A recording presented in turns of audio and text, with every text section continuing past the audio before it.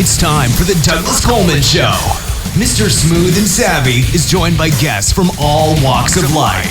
From the entertainment industry to authors to political and social commentators. The famous and not so famous. The controversial and the light and fluffy.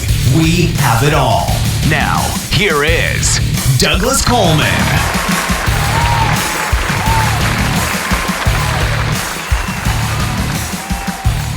Howdy, howdy, ho. Hey, hee, hee, hee, ha. Welcome to the Douglas Coleman Show. It's me, Douglas Coleman. Thank you for being here. Nice to have you here. Today is Bigfoot Day, or Sasquatch Day.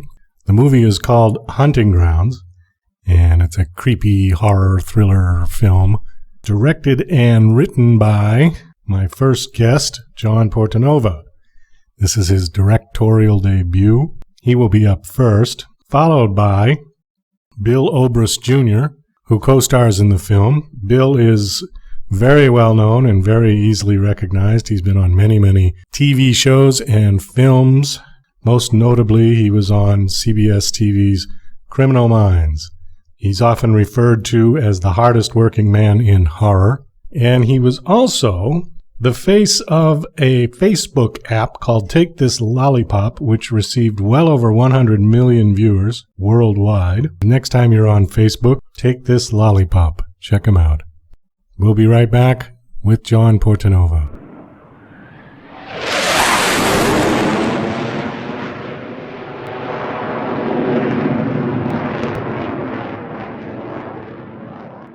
Please welcome my guest, John Portanova. Hi, John. How are you? Good. Thanks for having me. Thank you for coming on the show. I did want to ask you one thing I'm a little confused about. I was on your Facebook page today. Thank you for following back, by the way.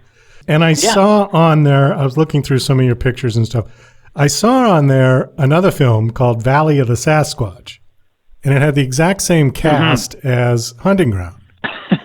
Now, is this a sequel, or did you rename the film, or what is going on with that? Good question. Basically, what had happened was a couple of years ago, we shot the film Hunting Grounds under the title Valley of the Sasquatch. That was the title on the script, that was the title on the slate, and that was the title that we traveled to film festivals with. And when the movie was picked up for distribution, as is kind of wont to happen with really low-budget indie movies, the distributor wanted to make sure that it would sell. Having a V as the first letter in the title puts it way down low on when you're searching in VOD and, if it gets into Redbox, things like that. And so they decided to change it to Hunting Grounds, which, of course, I love the original title of the movie. It's still known as Valley of the Sasquatch internationally. But Hunting Grounds, you could do a lot worse for a retitle, and my company has previously with other distributors. So I kind of like Hunting Grounds. Well, I think that's funny that the reason that they wanted it retitled was purely alphabetical rather than, maybe they didn't like the name. Is that really true? People will look for movies alphabetically? It's interesting. When I'm looking up something on VOD platforms, I guess I usually know what I'm looking for, and so I don't scroll through as much. And when I do scroll through, I guess I'm kind of looking at the popular ones, and so they're not arranged alphabetically. But I suppose if you were just I just want a horror movie, you go to the horror section. That must be how they're arranged in certain situations, or on cable VOD, things like that. Because I have heard this a lot from other independent filmmakers, and it all depends on the distributor. There was a movie that came out of Seattle a few years ago called Eden, and when it got released, I believe this was for DVD, so if it was in Redbox, things like that, they changed the title to Abduction of Eden. E was still too low on the alphabet for them. Wow, the next movie you got to make then is Aardvark's Attack, Then you'd be guaranteed to be right up there, The other thing I thought was cool was there's a picture of you. I think it's the one that Ashley sent that we're going to use for the promo. And it's you behind or in front of a wall of DVDs. Is that your DVD collection? I wish it was, and I do have a fairly large DVD collection in my home office. Just the walls are covered in VHS, DVD, and Blu-ray. But actually, that picture was taken for an article I wrote a couple years ago for Fangoria.com. That was kind of my author photo. and the article was about Scarecrow Video, which is the biggest video store in the world, and it is in Seattle, and I totally love it, which is why I suggested writing an article for them. And so for my author picture, I was like, oh, let's get a picture here in the psychotronic room, which is where they keep all of their horror things, and everything's broken down into various categories. There actually is a Bigfoot category in that room, but for the depth of the picture and things, the way the room was arranged, I stood in front of the Stalkers section by all the Friday the 13th and things like that. So that's actually a wall from Scarecrow Video, which everybody should go check out when they're in Seattle. Like, it's an amazing library of over 120,000 movies. Now, are these movies for sale? They are for rent, although they do have quite a big selection for sale as well, and they order. As long as it's in print, they can get it for you, even if it's an import. So it's kind of like Blockbuster was?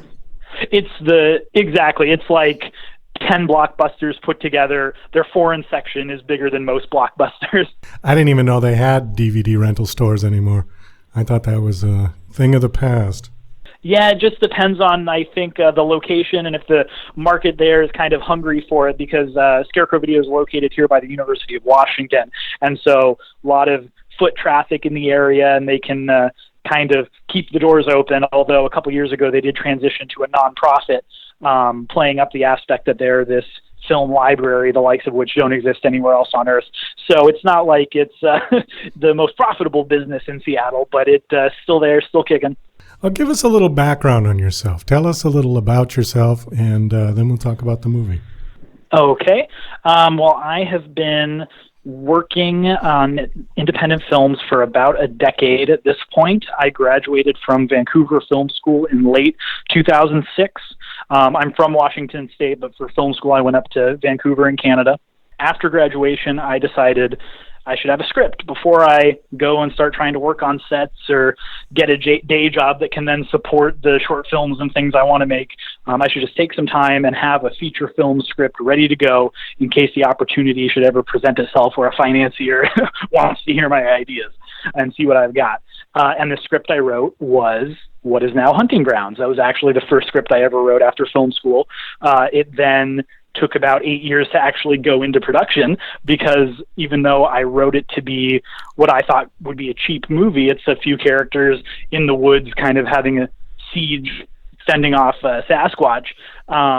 I didn't realize it was actually pretty going to cost a little bit more than what I thought micro-budget films were like back before I had the experience. So it took a few years to get off the ground, but in that time I worked on a variety of shorts and web series with people around Seattle. And back in 2012, I formed a production company with Jeremy Berg and Matt Medish called the October People, and we started making micro-budget features.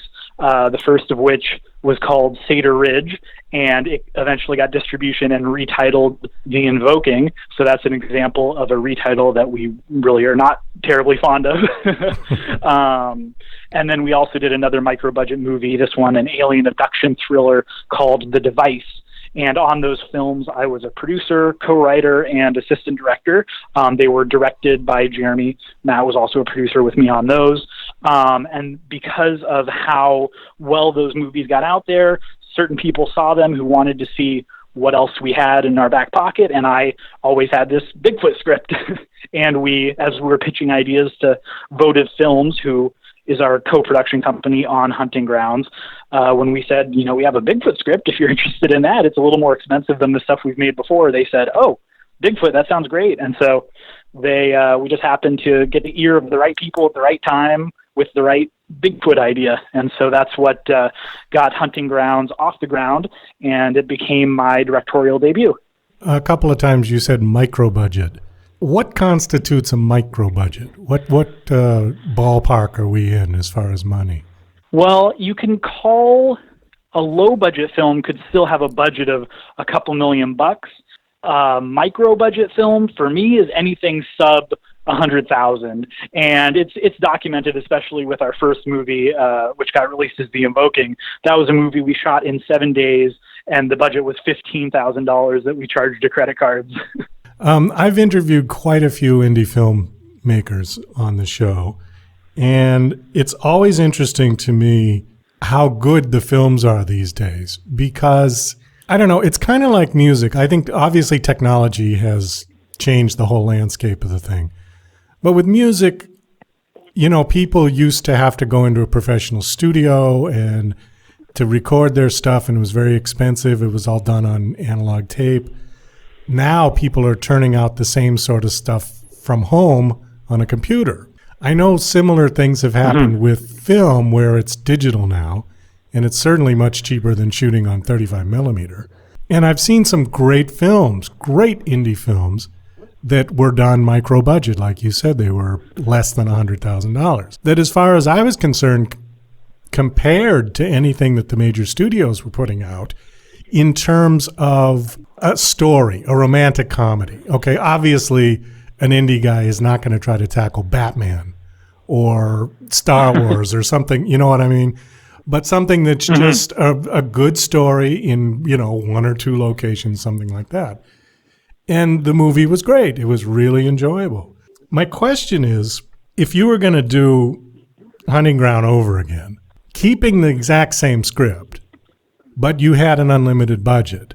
Now, obviously, aside from paying the actors and the crew a lot more, which I'm sure they would appreciate, but if there was, other things that you could do with money, no object, what would you do, if anything? You got to keep the story the same, though. So what's interesting is now that the movie, it traveled around festivals, played at dozens of them over the course of a year and change. I really like the cast we put together. I really like the effects that we were able to put together, the Bigfoot suit, the Bigfoot performance, the gore effects I love. So actually, if I was to change anything, my number one would be I would actually probably change the script a little bit. And maybe that's just, the artist mentality, like, oh, the thing that I want to change is the thing that I provided. Everyone else was really good, but, I got to make me better. So that would probably be my number one, which totally goes against the parameters you set up. But I would think, like, I still, I really enjoy the film. I think it really works as a dramatic character story that turns into this monster mash kind of thing. But I would kind of probably in a rewrite integrate them a little bit earlier. And that's just something that I've taken, after making the movie, seeing it hundreds of times, literally during the editing process and outputting for DVDs or files for festivals. I've just watched it so much that I just been thinking, oh, what if we did this in the story at this moment? That would have been interesting and it would have changed this aspect. But if, the only option I have is money is the difference, I guess I would have maybe lit the forest a little bit differently. We only had so many lights, and so we went for a very much kind of documentary aesthetic with the nighttime scenes. That's not to say it's found footage or anything like that. Something we really prided ourselves on, that this was a traditionally cinematic Bigfoot movie. We did not want to do found footage. But one thing that we did with those nighttime shots is we thought, okay, we don't have the budget to line the forest with lights. So let's make the nights dark, like it really is. It's something that you see in a lot of documentaries. George Lucas took the aesthetic into a very interesting place with American Graffiti. When you see the characters walking around at night, it is black. It is not a movie night where it's all blue and you can see, every tree is nice and blue and you got this beautiful blue hue over everything. We thought, okay, well, that's the movie world version of a night. We're telling a realistic story with a realistic take on Sasquatch. Let's do the realistic cinematography at night. And I guess, if we had all the money in the world, that choice probably wouldn't have been made, although I think it does work for the film as it is. Well, your answer is interesting because it's basically the same answer I've gotten from other indie filmmakers who were really happy with what they did with what they had, and without changing the script, they really wouldn't have done anything different. Because once you start changing the script, like, before your characters get to the woods, they're on a Tahitian cruise or something like that, But what I'm saying is within the parameters of your story, there isn't a lot to do with money. So it's very encouraging for me because I'm a big supporter of indie. I just think it's great that people can make really good films without $200 million. Yes, without a doubt. We're in this strange kind of world now where it seems like the studios are only interested in backing movies if they are the most expensive movie ever made. Something like even a $10 million movie nowadays kind of like doesn't exist. You either have to be the cheapest movie ever made like we are, or the most expensive movie ever made like, Captain America. Right. Well, I watched not too long ago, I watched the last James Bond, Spectre, with Daniel Craig. Yes. The budget was $200 million. And I swear he must have had about 2 pages of dialogue in the entire film. Okay, but James Bond, it's always about the action, it's always about the technology, the gadgets, and he travels from here to there to everywhere, all over the world. I can see where the money went, plus their big salaries for those guys, for the actors. But in terms of any kind of a script, there was just not much. It really was very limited dialogue. And the indie stuff that I'm seeing has some great dialogues, great stories. Yeah, that's the big thing. I mean, with no matter how big your budget is, you can't throw more money at a script to make it better. I mean, unless you're getting, William Goldman to do your rewrite or something.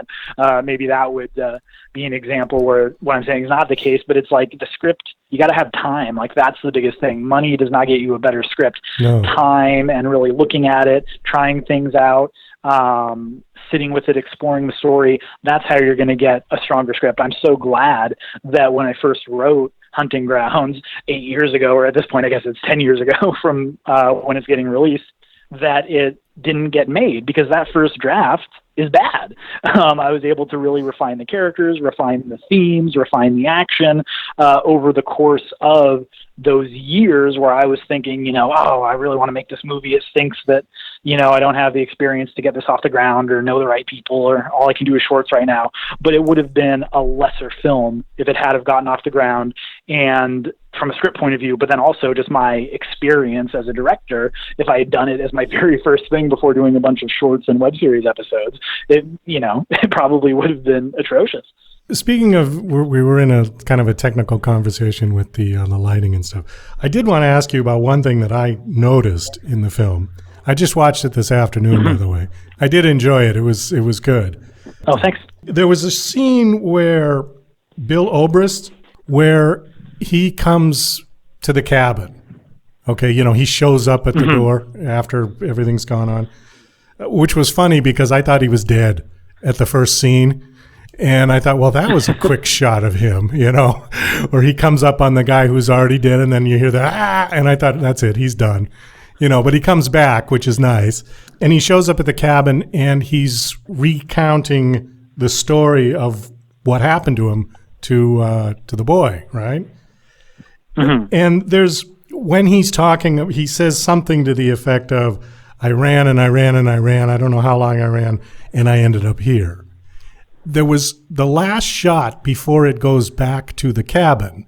It's a very peculiar shot because it caught my attention and it actually tricked my mind. And I didn't know if you did that deliberately or if it just happened to be the way it came out. But it's like the very last shot when he's talking about I ran and ran and ran and ended up here. And the shot is kind of a faraway shot of him going up a hill, and he's in the sort of top right corner of the screen. But the camera is actually running away from him kind of down the hill, like the camera is sort of jogging down the hill as he's going up the hill, and it plays a weird trick on my head. I thought, wait a minute, I kind of had to blink and look at that. Did you do that on purpose? That whole sequence was interesting because we just wanted to get across the disorientation of someone, not to get too much into some plot spoilers, but he gets out of an area where when he escapes, it's now suddenly daylight. And that's we meant for that to be kind of jarring, that it's so bright once he escapes. And then as he's just running, it's like, okay, well, how do we really get this point across that he's gone through this, horrible ordeal, and how do we get visually, put that in the audience's head. And so what we decided to do is we had like a little dune buggy, like ATV kind of thing that we strapped the camera person to. He was sitting on the back and we had our stunt person driving it.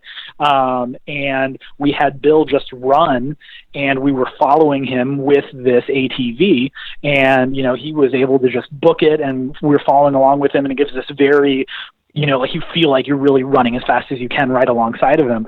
And in order to make that hopefully, you know, a little less jarring, even as we were getting out of that sequence, because it's a lot of close-ups of him. He's looking, he wants to make sure nothing's following him.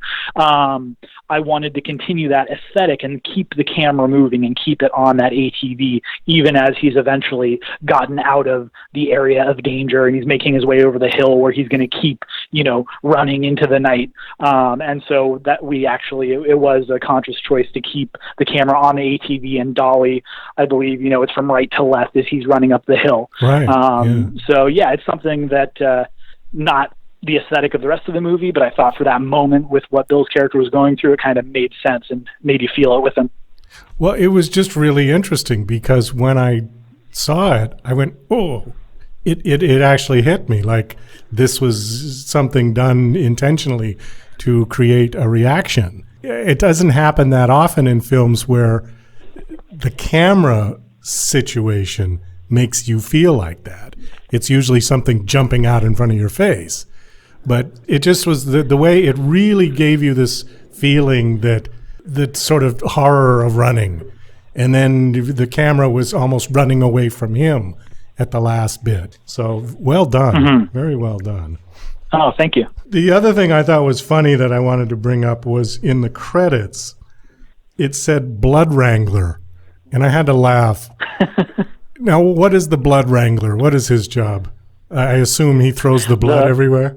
Yes, he's the one who, when it comes time to shoot a bunch of blood out of an air hose, he's filling up that air hose, operating the air tank to let it loose at just the right moment, aiming the tube, and also literally, you know, we were up in a mountain in Washington here around Snoqualmie Pass when we shot the movie, and so we were all staying at the ski lodge. We filmed over the summer, so the ski lodge was closed. They were happy to rent it out to us for a month while we shot, and then we could use the area around it as our locations.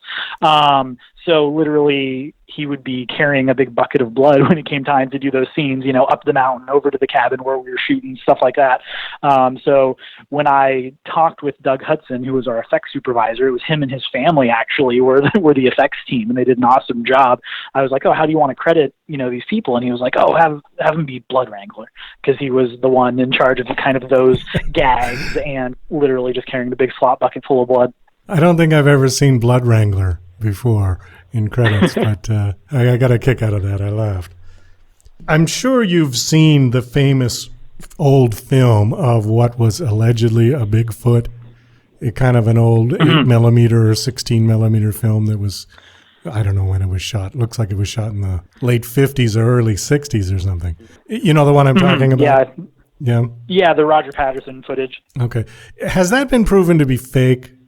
I think it depends on who you talk to. There's never been anything conclusive like it's 100% fake, but there have been people that have come out, like a guy said, oh, I was the person in the suit. But then people would be like, oh, but that person's like a con man. But then some people think the people that shot the movie were also, you know, kind of con men. And I've never met any of them, and I'm not the most researched in this topic, but I know for certain that it has not been conclusively proven whether it was real, whether it was fake. I know for me, when I look at it, I think that it's real.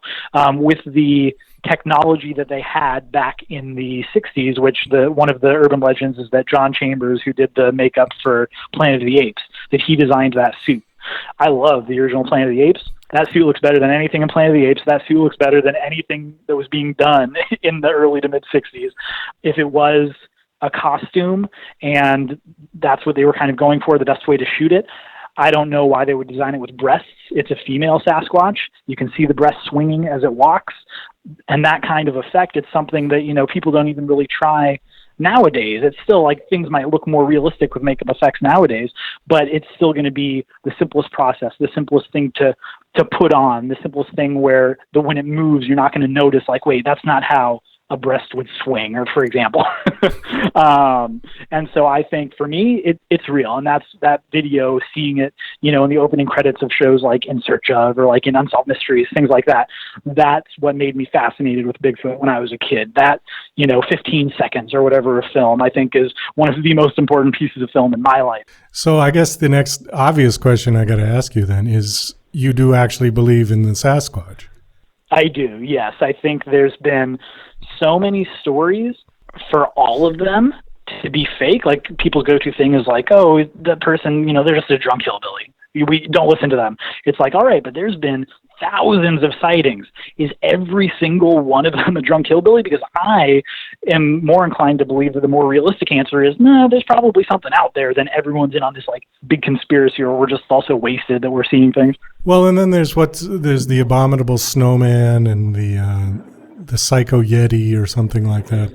There's been a few. Yeah, there's the Yowie. Like, every continent kind of has its own version of this creature. Well, I don't know. I think personally for me, the jury is still out. I haven't decided that there is one, but I'm not going to rule out that there isn't one. Science has been finding all kinds of things that we didn't know existed, especially the deeper into the ocean they go. They find these strange creatures down there that have been there for millions of years, and we didn't know they existed. There was some weird thing that washed up in Japan. It looked like a giant sort of, snake squid thing. And it was huge. It was like 50 feet long, and they don't have any idea what it is. They don't know what to call it. If somebody had said that was a sea monster, I guess I could have believed that. If somebody had seen it, prior to it coming up dead. But yeah, I think that's my point of view, is it's just there's always that possibility.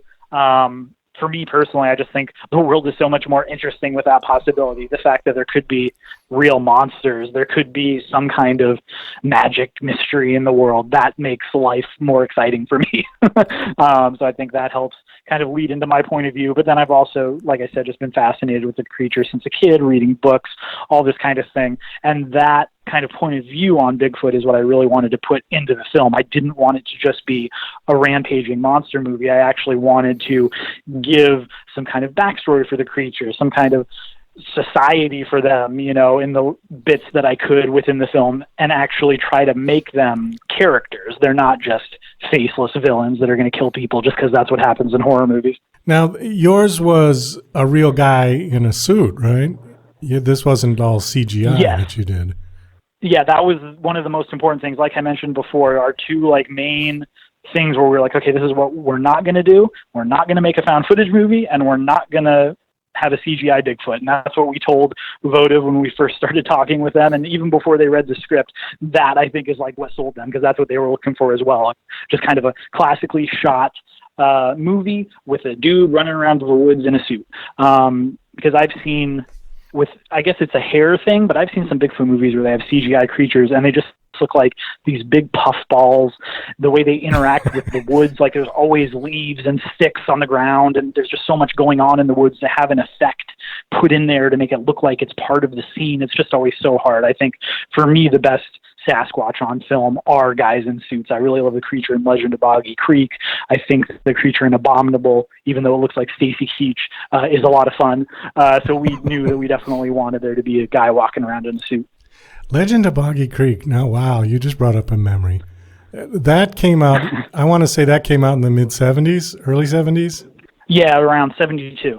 Because I saw that as a kid in the theater. I have a feeling awesome. I'm a good deal older than you, looking at your picture. How old are you, about 30 maybe? Yeah, 31. Okay. Well, I'm 55 this year, so. Awesome. Yeah, it's great.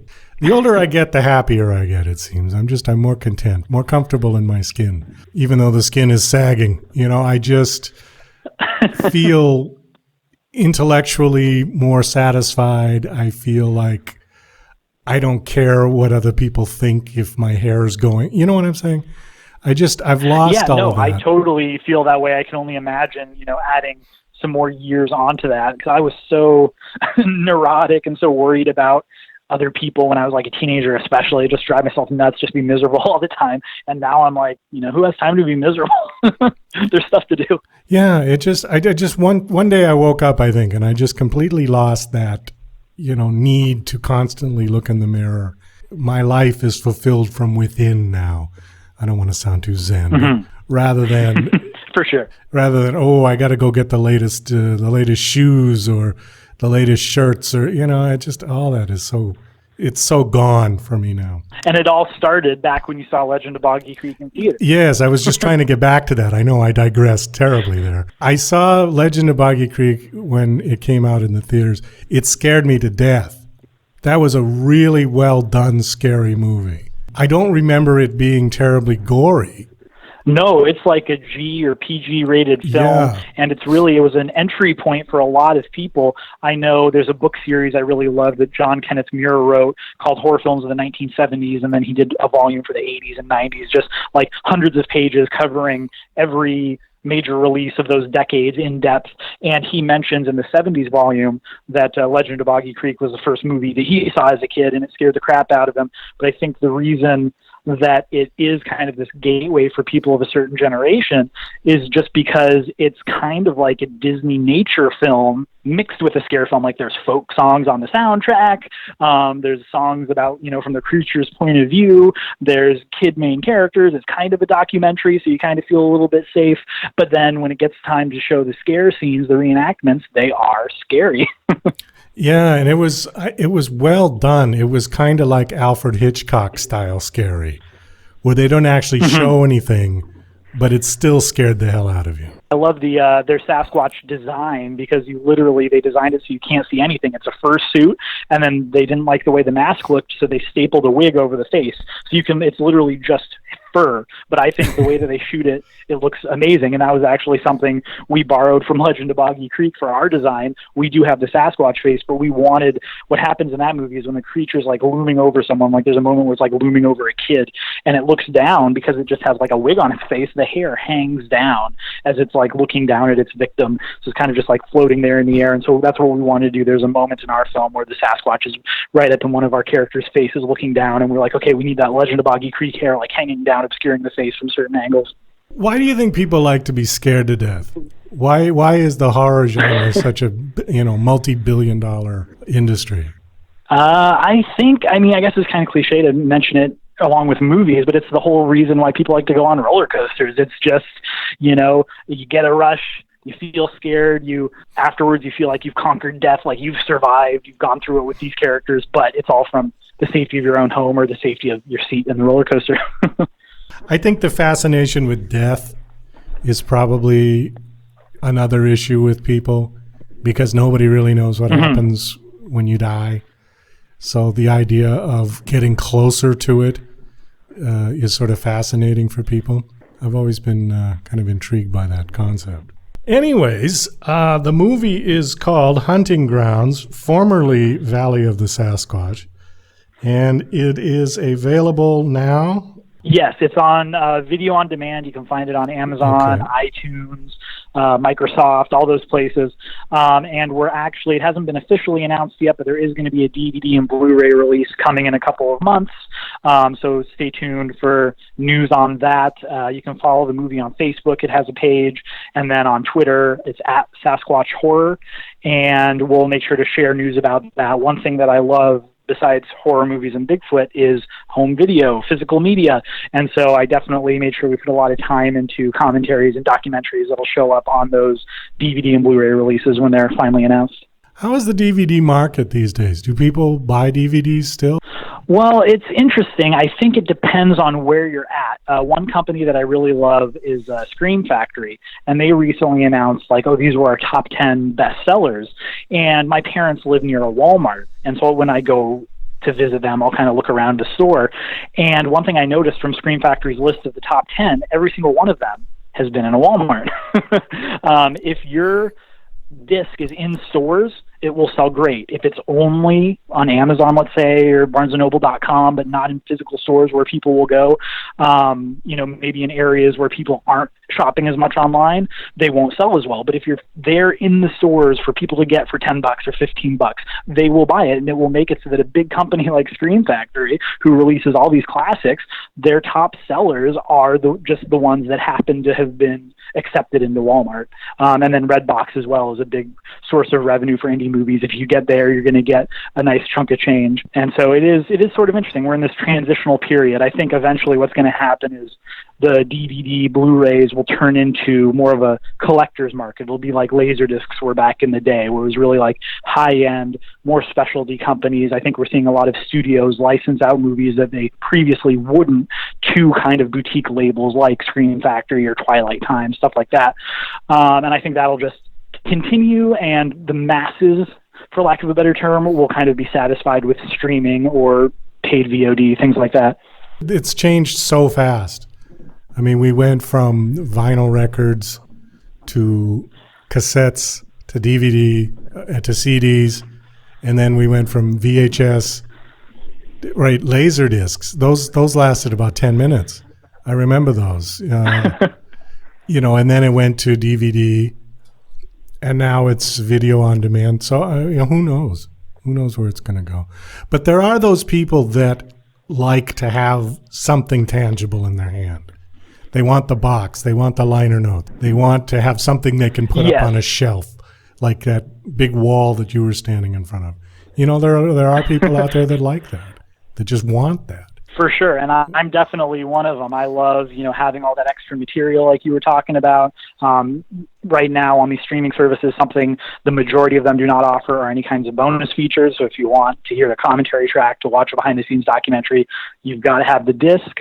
And also what I love about it is if I want to watch a movie, I'm in control of when I watch it, not, whatever deal a studio made with this particular streaming service. Because there are some movies that you search for them and you just can't find them. Or people with their, I'll just watch whatever's on Netflix. So they think their Netflix account is this unending library. Well, then, a few years ago, there was a big thing when Starz was suddenly not going to put its movies on Netflix anymore. It started its own streaming service. And so people suddenly were like, wait, I thought I could watch Toy Story 3 on Netflix. And it's like, well, you could for the year that they had licensed it, but then it's, it's never going to come back. Now it's on a different service. So I just like the idea that I'm in control of choosing what I want to watch and when I want to watch it. Oh, I agree with you. Well, John, we got to wrap this up, unfortunately. It was really nice talking to you. I enjoyed the film. Yes. Best of luck with it. Thanks a lot for coming on the show. I appreciate it. It was great talking to you. Thank you so much. I had a lot of fun. You're listening to Mr. Smooth and Savvy right here on The Douglas Coleman Show. We'll be right back after these commercial messages. Hi there, this is Stuart Epps from the UK, record producer, engineer. You might have heard of me. I've worked with artists from Elton John to Led Zeppelin to Bad Company, Twisted Sister, Robbie Williams, Oasis, many, many great bands and artists in the past and the present and hopefully in the future. But you can work with me as well. All you got to do is get in touch with me on eppsmusicproductions.com. That's EPPSproductionsmusic.com. And I can help you with your productions and with your recordings. A lot of people do home recordings now, which you can only take so far. Maybe they need a bit of professional help. So get in touch with me and we can sort it out. And thanks for Douglas Coleman for giving me this spot. Thanks a lot. Cheers, bye.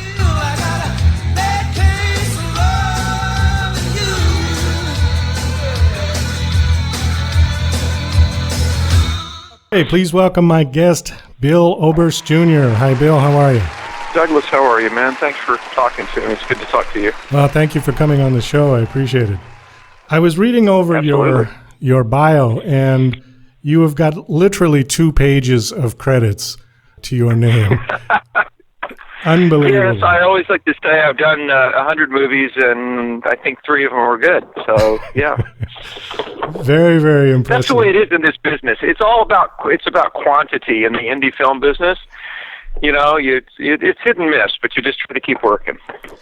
Well, we certainly don't have time to go over all of them, but there were 2 that I wanted to touch on. The first one, it said frequently referred to as the hardest working man in horror, which is a bit of a take on James Brown was the hardest working man in show business, right? Thank you. As James Brown would say, good God. Yeah, good God.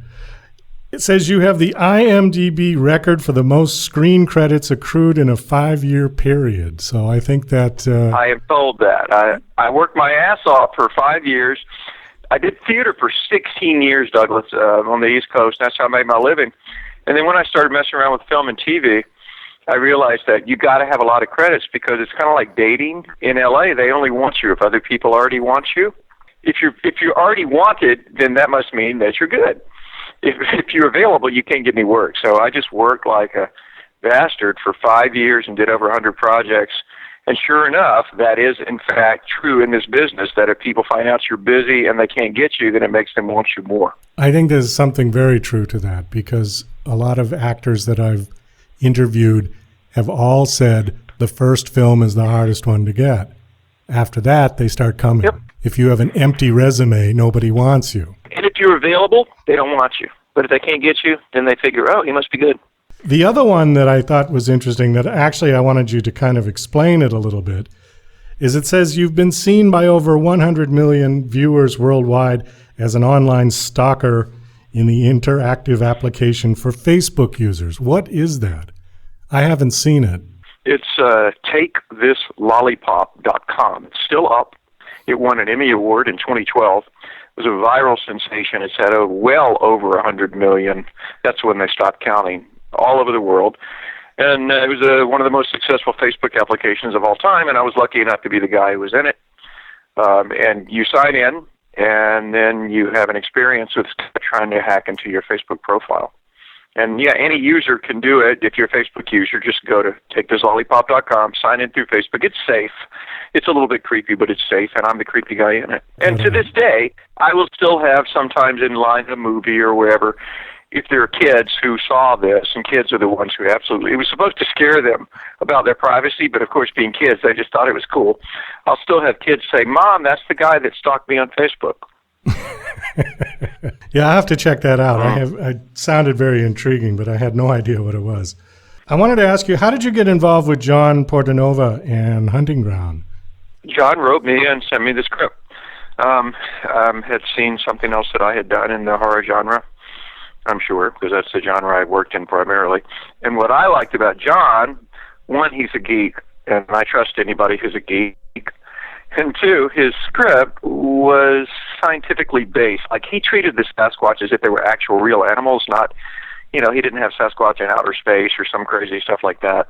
And I'm a big buff of things that are mysterious and unknown since I was a kid. I got a couple of books on Sasquatch, and I thought it was pretty cool. The character in Hunting Grounds that I play is named Bauman, and that character name is an homage to a hunter that Teddy Roosevelt met and wrote about in the late 1800s, and this was a guy who saw a creature we would today call a Sasquatch, one of the earliest sightings. So the fact that he would name the character Bauman, I liked. I just finished my interview with John, and I asked him this question. I want to ask you the question, too. Do you actually believe that there is a Sasquatch? Does he exist? I do not know. My inclination is probably, could be. There is enough unexplained that it could be. I find just as interesting as the question of does he exist is why do we need him to exist? Because there seems to be something in the human character that makes us yearn for something larger outside of ourselves. And so we look to Sasquatch, and we look to UFOs, or we look to theories that there are vast government conspiracies covering up the fact that the Earth is flat. There just seems to be something in the human character that makes us want to think there are things that we don't know and understand yet. I do know that's true, certainly, for me. Well, I think religion was created largely for that reason. It's funny that you say that, and I was just thinking before our interview, because I was thinking I want to mention this to Douglas, and what you just said allows me to say my follow-up thought, which was I think religion, including mine, which is Christianity, has done a vast disservice by trying to box up all of these mysteries and put them in a creed that says, here's all the answers, you accept all this, and everything's done. And it takes the mystery out of it. You know, and I'm a follower of Jesus, but Jesus reveals to me the great, vast mystery of God. It's cosmic. It's huge. You know, it's not something that can be just put in these little few words, and here it is, there's the answers. So, yeah, I think you're right, and I think religion, when it reduces everything down to here's all you need to know, I think it does a disservice to our need to search. Oh, I agree with you, and I also think that it tends to absolve people from any personal responsibility. I think they just say, well, okay, I'm in God's hands now, so whatever happens, happens. And yes, I would rather take responsibility for myself while I'm still here, and if there is a God, then he can deal with me once I go over there. I kind of look at it. I think he would be okay with that. Yeah. Yes, absolutely. I think that religion's primary responsibility should be to push us towards love for one another, towards kindness. If you believe that there's a creator who created the earth, then certainly we have a responsibility to the earth and how we treat it and all of those things. Yeah. So you're basically, sounds like a very nice sweetheart of a guy who often plays psychopaths in movies and films and TV, yeah? How did you get... Yeah, it's because I'm ugly. You got typecast as a killer because you're ugly? No, yeah, it's true. I mean, you have to be brutally honest, look at your face, and understand how the camera sees you, and I have all the hallmarks of a face that says, don't trust me. There are these scientific studies that say, you know, here are the hallmarks of a face that humans automatically, instinctively in the back of our brains say, don't trust this face, and I got every one of them. So those are the kind of people that I play, and I've learned to play them. And but my guys are always shifty and possibly malevolent. Well, I just watched Hunting Ground earlier, and you were actually a good guy in that. Yeah, it was rare. And John let me play a sort of good guy, and I got to scream a lot, and that was an appeal, too, because I'm always killing people, and I never get to scream, and I have a really good, loud scream, but I never get to use it. So in John's movie, I got to scream to my heart's content, and it was fun.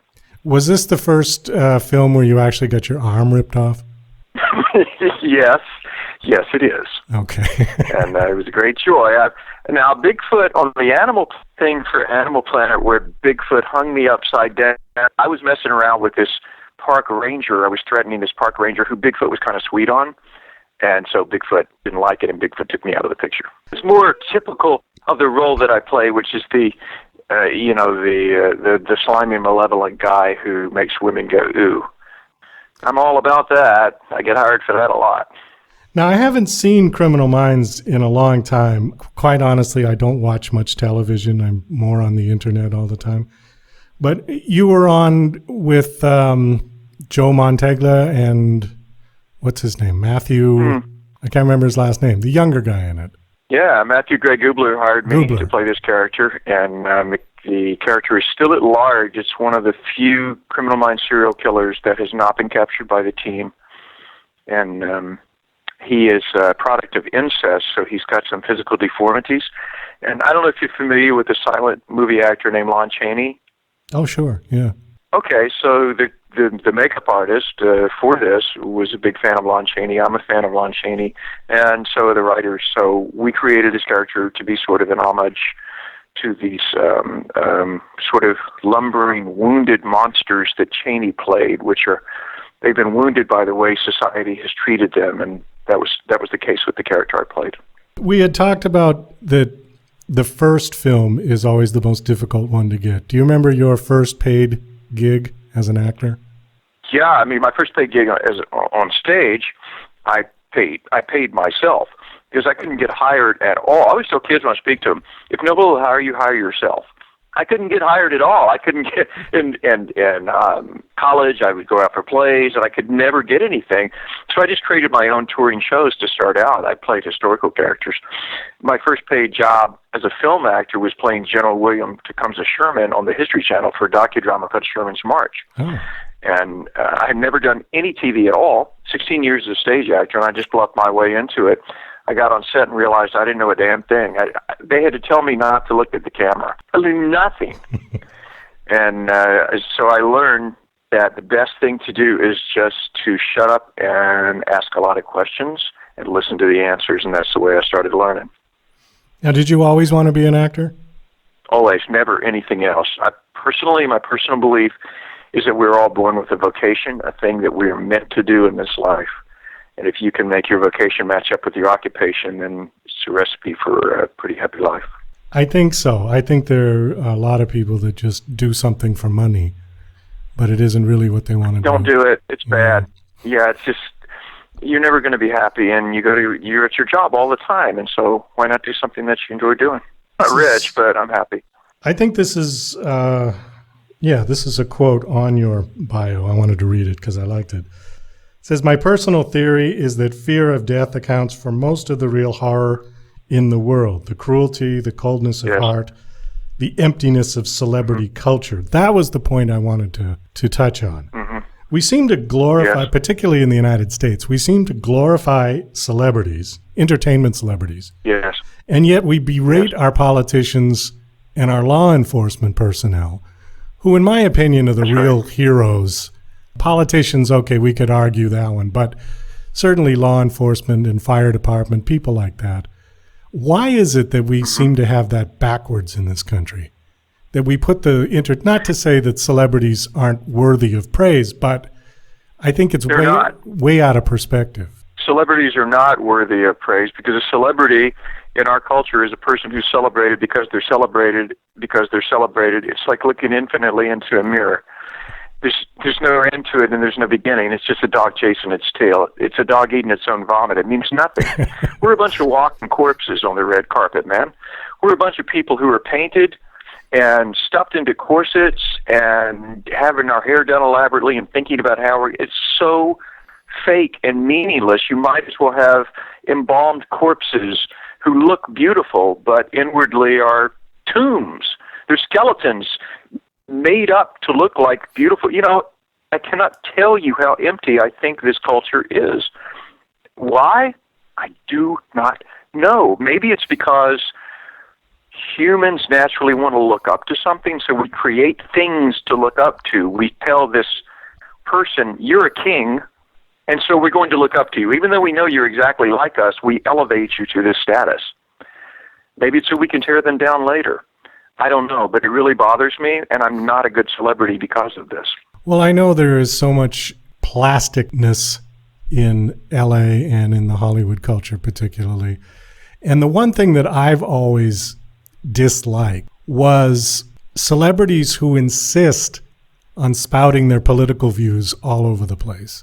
And my attitude to that is, if you're a great actor, if you're a great singer, great dancer, whatever, that's fine. That's what you do. But why do you insist that people are going to be so interested in your politics? It's gotten a lot of celebrities in trouble. The one that comes to mind is John Lennon, who, I'm a big Beatles fan. I love their music. But he opened his mouth a few times and he got himself into serious trouble with the 1966 tour, with the We're More Popular Than Jesus, and then he almost got deported because he was such an anti-war person. Elvis was the only one who, when he was asked about Vietnam, said, "Well, ma'am, I'm a singer. People want to hear me sing. They don't care about my politics." And he refused to answer. And I really thought that was good. I really had respect for Elvis. I think Elvis is right. Yeah. So I don't get it. And then you get back into what does it mean to be celebrated? If you're celebrated for doing anything, then that's why you're a celebrity. But if you're a celebrity because you're a celebrity, I mean, a well-known actress or actor in our culture, they are well-known for their work, but they're also well-known just for being a celebrity. And I think that's where it gets dangerous, because you start to think, well, people want to hear what I think about everything. It's really believing your own myth, isn't it? Yeah, and it is a myth. It's all illusion. And even at my minor level of some celebrity, when you go home from the red carpet and you take off your elevator lifts or your makeup or whatever it is, and you look in the mirror, you know that it's bullshit. You know it is. And to start to believe it even for a minute, it's bad. I'm not convinced that everybody there thinks it's bullshit. I think a lot of them do believe it. I hope not. I'm giving people the benefit of the doubt. I don't know. I've seen their Twitter posts. It's pretty scary, some of them. You know, they tweet something just completely innocuous, and they get 50,000 retweets. You know, for what? Yeah. You know, it was nothing. Well, the first thing people want to know, if you say you're an actor, they want to know, are you famous? And they'll ask you flat out, are you famous? You know, it's so the fact that you're an actor is only interesting to them if you have fame attached to it. Yeah, I don't care so much. I just want to do what I love, and I want to be good at it because I like to portray different facets of the human experience for myself and for people who watch, so we can all get a better idea of what it's like to be different people. That's all I want to do. I don't really care about the rest. Well, that is a perfect segue for my next question, which is there a role that you haven't done that you'd like to do? Yeah, there is. I'd like to play a priest, or a preacher or a minister or any person of faith. I've never done that. And I would really like to, because I have met many, many, many of them in my time on this earth, and I've talked to many, many of them about what it's like to have these expectations that you are a holy person when you know that you are not, and what that does to you inside, and why people would choose such a life. I find it fascinating, and you know, the two types of roles that I generally get are, you know, sort of hapless son of a bitch, like I played in Hunting Grounds, who gets caught up in something that he can't handle, and people are not so sorry to see him die, or I play the actual malevolent guy. But yeah, I would really be interested in playing a person who is looked up to as something that he knows he's not. He doesn't have to be evil, but you know what I mean? He has a crisis of conscience. Yeah, so to speak. And I think anybody would when people look up to them. You know, The Exorcist, great example of that. The two priests in The Exorcist, I think those are prototypes for the way that actors yearn to play people of faith, both of those characters. It's not that they don't have faith, it's just that there you could see the cracks in it, and the cracks are much more interesting. So yeah, that's a role that I would like, but generally I can't get arrested for that kind of role unless it's a priest who's, you know, murdering children or something like that. What current projects are you working on right now? I'm working on I go to Germany soon to play Adolf Hitler's head of secret weapons development, a gentleman named Hans Kammler, an SS general, for a German television project. What else have I got in April? I got a movie in South Africa. I think I'm a ghost in that one. And then a comedian who goes crazy. But in the middle of all of that, I'm working on a stage project I'm really excited about Ray Bradbury, who is my very, very, very favorite writer. And so I'm deep into Bradbury now, and which for me is like being deep into chocolate. Are you going to be playing him? Absolutely loving it. Are you playing Bradbury? Possibly, yes. Wow. And this whole thing is in development project now, and yeah, so I'm loving it because every single one of his stories or writings leads me to another idea, and I like ideas that make me question things that I thought I had settled. I love those ideas. Like when something can come to you that makes you think, wait, does that mean that what I think, maybe I don't actually think that? My God, those are the best intellectual moments ever. I can't stand anything. That's why I don't read much of this, what's on the internet, because it just reinforces whatever your point of view already happens to be, and that's not of interest to me. Oh, I've had a couple of those. I had one big one around my 40th birthday, and completely flipped my political views from one side to the other. Great. Yeah. That's great, and maybe they'll flip again. It's a part of being human. Yeah, maybe they will. Bill, anyways, we're going to wrap this up. Thank you so much. It was nice seeing you in the movie today. I did really enjoy Hunting Ground. A good thing to do this afternoon. Thank you so much. Best of luck with all your projects. And I'm going to check out that Facebook thing, as I'm dying to see what that does. Yeah. do it, and just know that I'm really a nice guy. I'm not really going to come get you. Oh, all right. Well, I wasn't. Am I? I think I'm not. I think I'm not. I wasn't worried. Unless, Douglas, unless the guy in the Facebook video is the real me, and what I've been doing for the last 30 minutes with you is an elaborately rehearsed facade of a nice guy. So, I don't know. One of the two is true. Oh, well, there we go with the conspiracy theories again. It's been a great pleasure to you, and I thank you for the opportunity to chat. Okay, take care, Bill. Well, that's about all the time we've got for the show today. I want to thank my special guests, John Portanova and Bill Oberst Jr. Please check out Hunting Grounds. This is Douglas Coleman saying goodbye.